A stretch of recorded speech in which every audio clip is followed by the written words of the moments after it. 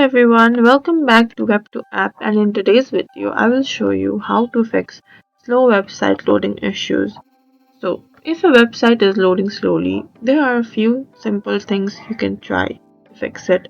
So the first main thing is to make sure your internet connection is stable. So the next thing is to try refreshing the page or reopening the website. If I am opening this GitHub and if it is taking a whole lot of time to load, then we might try refreshing the page or reopening the website in a new tab.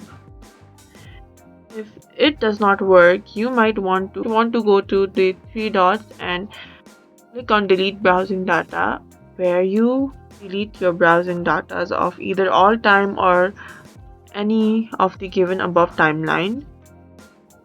If deleting this also does not work, you might want to remove all these unnecessary tabs that are opened. Helps on making your computer very slow. So if you just delete these unnecessary tabs, then it might help you with the slow website loading issues.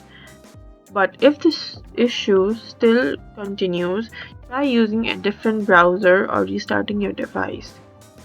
And that's how you can fix this issue. Thank you for watching and follow us for more tutorials.